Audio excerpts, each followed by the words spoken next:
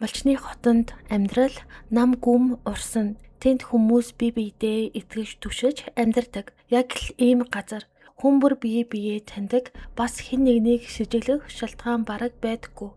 Гэвч заримдаа аюул хамгийн ойрхон байдаг. Тэд түүнийг өрөвдөж, гэрээхээ хажууд байлгасан. Хоол өгч, асарч, өвдгөд нь хүртэл харж ханддаг байсан. Гэтэл тэр энэ бүхнийг маш аимшигтайгаар хариулна гэж хинч төсөөлөөгүй. Сонсогч та бүхэн Монголд олсон үнэн бодит гэмт хэргийн талаар ярьдаг сувгийг сонсож байна. Энэхүү хэргийг сэрэмжлүүлэг болгох үүднээс хүргэдэг бөгөөд нэрсүүд нууцлагдсан байдаг тул та бүхэнд ойлгомжтой байлгах үүднээс түгээмэл нэрсээр орлуулан хүргэж байна. 2022 оны 4-р сарын 18 энгийн нэгэл өглөө эхэлсэн. Гэрч золоо өглөө 07 цагт босоод малдаа явж хашаа хороогоо цэвэрлээд ээжтэйгээ ямаагаа самнаж эхэлжээ. Тэр өдөр бүх зүйл хэвээ мэд санагдаж байсан. Аав нь хонио хариулж, харин золоо ээжийнхээ хамт өдөржин ажиллаж 15 цагийн үед ажлаа дуусгасан. Удалгүй аав нь сум руу бензин авахаар явж гэрт ээж хүү хоёр л үлдсэн. Гэвч энэ бол тэдний хамт байсан сүүлийн мөчүүд байлаа. 16 цаг өнгөрөхөд золоо малаа нийлүүлэхээр гарч 17 цагийн үед хоолоо идээд дахиад ямаа руугаа явсан. Яг тэр үед аавынх нь дөрсөндөө шүүгдэгч мегмар ирсэн. Тэр морьтойгоо ирж гэрээхээ гадаа бууж байгааг золоо харсан байна. Хотонд хоёр айлтай бөгөөд золоо ээж аавтайгаа амьдардаг.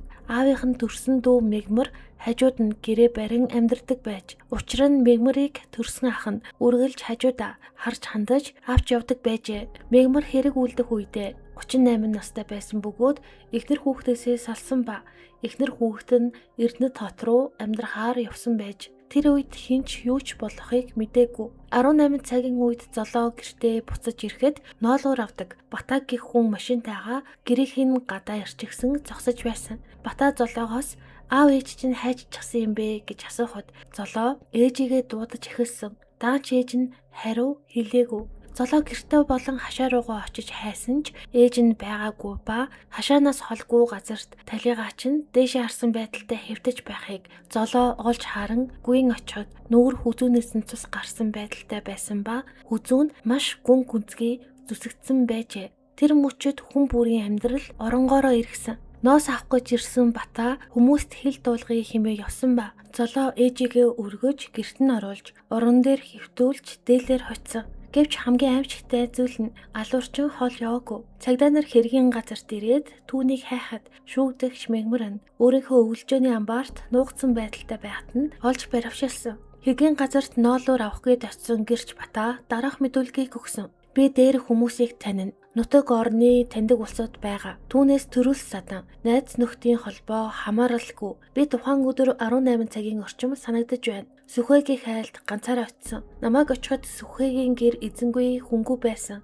Тэгэхээр нь 5 минут орчим хүн ирэх нүгээд хүлээж байгаад явах гээд хөдөлсөн чинь гэрийнхээ хойноос Сүхээгийн хүү золоо ямаага туугаад мотоциклтай ирсэн. Золоотой уулзаад ноолуур өгөх үү гэхэд за тгийгээд ээж байна уу гэд надаас асуухтан би байхгүй байна гэсэн чинь ийшээ тийшээ харж байснаа гинэд мотоциклээс агаад урд зүг рүү явсан. Хэсэг яваад зогсоод мотоциклноосоо буугаад газарт суухаар нь харсан чинь нэг хүн хэвтэж байхаар нь аав ээжийнхэн даралт тэгсээд унсан юм байх гэж бодоод яваад очиход мегмар ах балаач нь ээжийг алаад хайчихсан байна гэд сууж байхаар нь за миний дүү 50 байгаарай ах нь хил хүргийгээд явсан. Тэнд очиод би сумын төв рүү явсан. Ухаангүй дээшээ харсан байдалтай ам хохирогчийн хоолойг огтолжгсон юм шиг их хэмжээний цус гарсан байдалтай байсан. Би мегмарыг ямар ааш араншинтай хүн болох талаар сайн мэдэхгүй. Хүмүүс мегмарыг би муутай гэж ярьдаг. Би тэр талаар асуугаагүй. Яагаад тэгж хэлснийг нь мэдэхгүй. Ямар ч байсан намайг очиход мегмар балаа ээжийг алчглаа гэд уйлаад байсан. Тухайн үед мегмар байгаагүй. Надад өөр нэмж ярих зүйл байхгүй хэмээн харсан зүйлийн талаар мэдүүлэг өгсөн. Харин энэ аимшигтай хэргийн талаар талигачийн нөхөр буюу Сүхээ дараах мэдүүлгийг өгсөн. Тэрээр хэлэхдээ мегмар нь миний төрсөн дүү. Харин ам хохирогч оюунаа нь миний эхнэр байсан юм. Би мэдүүлэг өгнө. Мэдүүлэг өгөхөд татгалзах зүйл байхгүй. Би хөдөө орон нутагт амьдардаг. Гэрээс тус аймгийн суморч мотоцикл болон машинда бензин авахаар өөрийнхөө Бонго маркийн автомашинтай 15 цагийн орчимд явсан. Сумын төв орж хувийн машиндаа бензин аваад 18 цагийн орчим өөрийн гэрлүүгээ гарах гэж байхад миний төрсөн хүү золоо миний гар утас руу залгаад мэгмар ах ээжийн хоолойг хэрчээд алчгсан байна гэд уйлаад яриад байсан. Түүнийг сонсоод би шууд өөрийн гэртээ 19 цаг өнгөрч байхад ирсэн. Намайг ирэхэд амь хохирогчийг өөрийнх нь гэр рүү оруулж зүүн талын орон дээр байрлуул. Дээрээс нь дээлээр хувцсан байсан. Ер нь бол миний мэдэх зүйл энэ. Хүү зоологийн хамт хоёулахнаа үлдсэн. Мэгмар нь 2021 оны 5 дугаар сараас хойш манайхтай цуг айл болоод амьдарч байгаа ба гэртээ ганцаараа байдаг. Мэгмарын эхнэр нь 2021 оны 5 дугаар сард салсан. Тэрнээс хойш би хажуудаа татаж авсан. Миний төрсөн дүү болохоор мэгмар нь 2022 оны 4 дугаар сарын 17-ны өдөр өөр айлд очиж ямаа самнахаар явсан. Тэгээд тэндээ хоноод ирээгүй байсан. Тэндээс хизээ ирсэн талаар би мэдэхгүй байна. Учир нь би сумын төвд байсан болохоор мэгмар болон талигаач хоёр хоорондоо эвтэй найртай. Оюунаа нь мэгмарт сайн хандаж бүх зүйлд нь туслаж дэмждэг байсан. Тэгээд 2021 оны 11-р сард мэгмар намайг зодож эхэлсэн. Амь хохирогч намайг өмөрч мэгмарыг зайл гэж хэлсэн. Тэгэхэд мэгмар талигаач руу хандаж чамайг аландаа геймэн гэд уурлаж байсан. Тэрнээс хойш амь хохирогчд үс санаж явсан юм шиг байна лээ. Дээрх асуудлаас болж үс санаж яваад алсан байх гэж бодож байна. Түүнээс манай эхнэр мэгмарт буруу зүйл хийсэн зүйл байхгүй. Мэгмараас өөр манай эхнэрийг алах хүн байхгүй. Мөн мэгмар алаагүй бол манай эхнэр гэртээ байх байсан. Манай эхнэрийг алчхаад хэргийн газраас зугатаасан байсан болохоор мэгмарыг гэж сэжиглэж байгаа юм. Мэгмар нь 1999 оноос эхлэн унаж татах болсон. Тухайн шалтгаан нь баруун тархины нарийсэлт гэсэн унаштай байсан юм.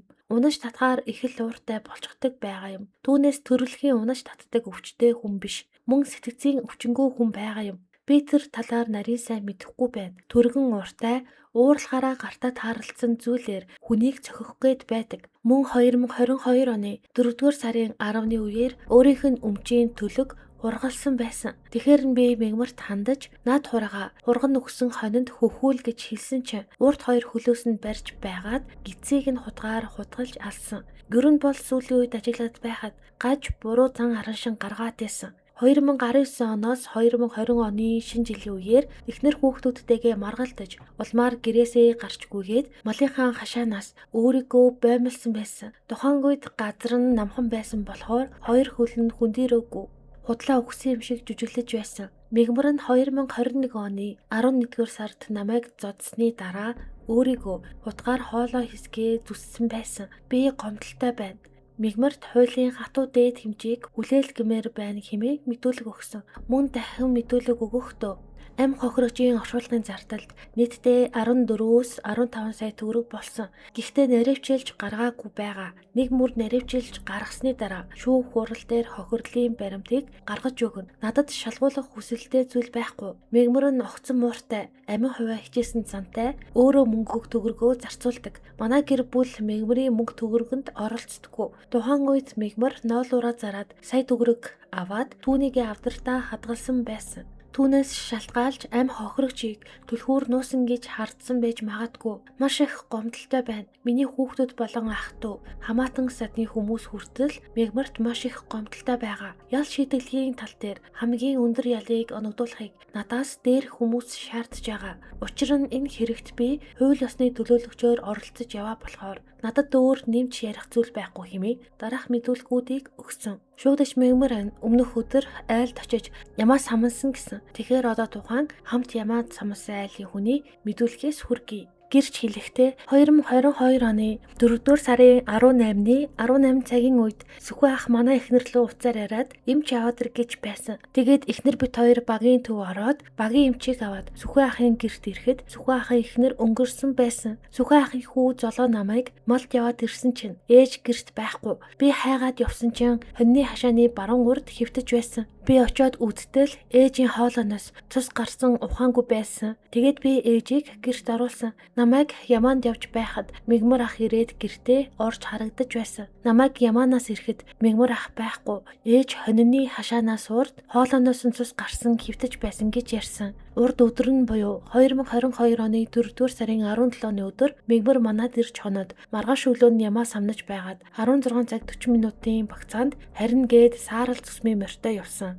Манай эхнэр гэртээ очиод идээрээ гээд борц, кетчуп, өвөртөн хийгээд явуулсан байсан. Би тухайн үед хонинд явж байсан. Намайг хонин дээрээс харж байхад мигмар манайхаас морьтой явж байсан. Манад зүгээр хоол унд идээд эгчтэйгээ хуучлаад байсан. Сэтгэл санааны байдал нь доктортой байсан. Сүхэн ах манай хоёрын хоорондоо 7-8 км-ийн зайтай байдаг. Мигмар сүүлийн 1 жил сүхэн ахынхтай айл байгаа. Мигмар нь манай хадам дүү байгаа юм. Ундаг татдаг өвчтэй. Би муутай. Эхнэр нь хүүхдүүдээ аваад салаад явсан. Мигмар нь уур уцаар ихтэй ууралдаг. Цөг байдаг ах дүүнэр нь зөрүүдлээд амиа хорлон гээд байдаг гэж ярьдаг. Надад өөр ярих зүйл байхгүй хэмээн дараах мэдүүлгийг өгсөн. Шүүгдэгч мигмар нь ер нь бол ааш авирын хувьд их хэцүү болсон.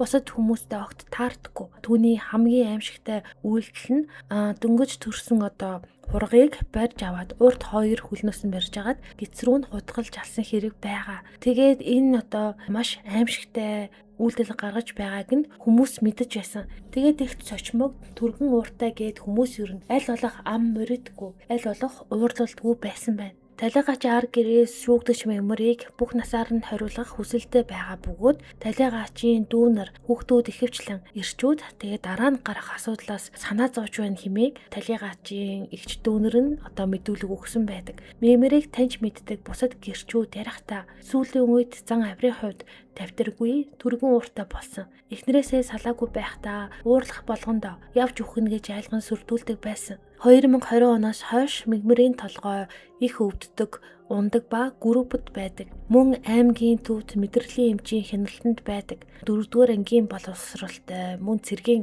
алба бол ерөөс огт хааж байгаагүй. Мигмар нь унаж татдаг өвчтэй уналтын эсрэг ер нь бол байнга юм уудаг. Гэхдээ тухайн унаж татдаг өвчин нь төрөлхийн өвчин биш ба харин олдмол өвчтэй байсан. Тэгээ түүнээс сэтгцийн ямар ч өвчнгүй хэмээг мигмарыг таньдаг хүмүүс дараах зүйлсүүдийг ярьсан. За тэгээд хэрэг гарсны дараа талигачид шүүх шинжилгээ хийсэн. Энэ хэрэг нь зүгээр нэг аллага биш гэдэг нь шүүх шинжилгээний дүгнэлтээр маш тодорхой болсон. Үүний өмнө шүүгдэж мигмарын бие бас муу адил гэмтэл байсан. Тэгээ энэ гэмтлээ хүний амь насанд хүрсний дараа өөрийнхөө амь насыг хөнөөх гэж оролцсон гэж үзсэн. Тэгээ түүний хөвлийн хэсэгт хутганы шарах илэрсэн. Тэгээ шинжээчийн дүгнэлтээр 3 удаагийн үйлдэлээр үүссэн байх боломжтой шарах байсан. Гэхдээ тухайн шарах нь хөнгөн гэмтэл байсан. Амь насанд аюул учруулах хэмжээний биш байсан. Харин талигачид хийсэн шүүх шинжилгээний дүгнэлтээр талигачийн өмсөж явсан цамц, дотор хувцас бүхэнд шинэ төсөгдлүүд илэрсэн. Энэ төсөлтүүд нь яг нэг мөчөд тухайн өдөр үүссэн байх боломжтой хэмээн тэмдэглэсэн. Мөн тухайн гэмтлүүд нь хуурц эрдээ зэвсгээр олон удаагийн үйлдэлээр үйлдсэн байсан нь тодорхой болсон. Хамгийн аимшигтай нь талигачийн хүзүүнд баруунаас зүүн чиглэлтэй маш гүн тасархай биш цэвэрхэн зүсэгдсэн шарах байсан. Тэр шарах нь зүгээр нэг арьс биш гүрээний судсыг хагас болон бүтэн хөндлөн хэрчээд булчин төвөнх улаан хоолой хүртэл бараг тасалсан байсан. Өөрөөр хэлбэл энэ бол зүгээр санамсаргүй асуудал бол биш. Шууд талигач руу дайрсан хэрэг байсан. Тэгээд үүгээрч зогсохгүй түүний цээжинд бас муу адил хутгалсан байсан. Тэгээд тухайн хутганы шарах нь хавирганы завсраар нэвтэрч уушгийг гэмтээсэн шарах байсан. Шинжээчийн дүгнэлт бол тэгээд тодорхой болсон. Тэгээд энэ бүх гэмтэл нь олон удаагийн довтлогооны үр дүн мөн яг 1 цаг хугацаанд үүссэн. Тэгээд яг гол яг юунаас олж нас барсан талаар дүгнэлт гарсан. Тэгээд үхлийн шалтгаан нь цочмог их хэмжээний цус алдалтаас болж газар дээрээ нас барсан гэсэн дүгнэлт гарсан. Мөн талигачийн биеэс спиртийн төрлийн зүйл илрээгүй байна. Тэгээд энэ болсон харамсалтай хэрэг дээр хүмүүсийн мэдхийг хүссэн маш том чухал асуулт гарч ирсэн. Тэр нь юу гэхээр шүүгдэгч мигмар нь ер нь энэ сэтгцийн хувьд эрүүл хүн байсан уу? Эсвэл эрүүл бус сэтгцийн өөрчлөлттэй хүн байсан уу гэх маш том асуулт гарч ирсэн. Үүн дээр ч бас шүүх сэтгц эмгэгийн дүгнэлтийг гаргасан. Тэгээд тухайн дүгнэлтэнд шүүгдэгч мигмар нь ямар нэгэн сэтгцийн өвчин байхгүй зүгээр л энгийн таталт өгдөг мэдрэлийн өвчтэй байсан хэмээн гарсан. Тэгэхээр шүүгдэгч мигмар нь тухайн өдөр юу хийж байгаагаа маш сайн бүрэн ойлгож байсан. Чочирдан одоо ингээд тавьчихсандаа болоод одоо хүний амь насанд хүрсэн гэх ямар ч шинж тэмдэг байхгүй байсан. Тэгэхээр энэ одоо үйлдэлээ өөрөө мэдэж байсан зорилготойгоор хийсэн гэдэг нь батлагдсан. Тэгээд энэхүү одоо хэрэг дээр бүх баримтуудыг нэг нэгээр нь шалгаж нийлүүлж эхэлсэн. Гэрчийн мэдүүлэг, шүүх шинжилгээний дүгнэлтүүд одоо бүгд л нэг зүг рүү зааж байсан. Тэгээд шүүгдэгч мягмар нь ямар ч одоо шалтгаангүйгээр талигаач руу дайраад игэн орчимд нь 3 удаа хутгалаад цээжинд дахин 1 удаа хутгалаад бүр үүгээр зогсохгүй хоолойг нь хэрцсэн одоо ийм аимшигтай хэрэг хийсэн гэдэг нь нотлогдсон. Тэгээд эрүүгийн хуулийн дагуу шүүгдэгч мягмарыг хүний амь насанд хүрсэн хэрэгт буруутай хэмээн үзсэн. Шүүгдэгч мягмарт 20 жилийн ялыг хаалттай хорих ангид эдлүүлэхээр шүүхээс шийдвэрлсэн. Тэгээд нэг гэр бүл хизээж одоо ингээд нөхөгдөхгүй маш том гарзыг амссан маш харамсалтай гэргийг одоо та бүхэнд өнөөдөр ярьж хүргэлээ. Одоо хамгийн одоо амар сэтгэл эмзэглүүлсэн зүйл нь юу гэхээр энэ бүхнийг хийсэн хүн нь таньдаг ойрын хүн байсан. Тэгээд аюул заримдаа хамгийн ойрхон байдаг гэхүүгээр өнөөдрийн дугаарыг өндөрлөө. Тэгээд дараагийн дугаараар уулзтлаа түр баяртай.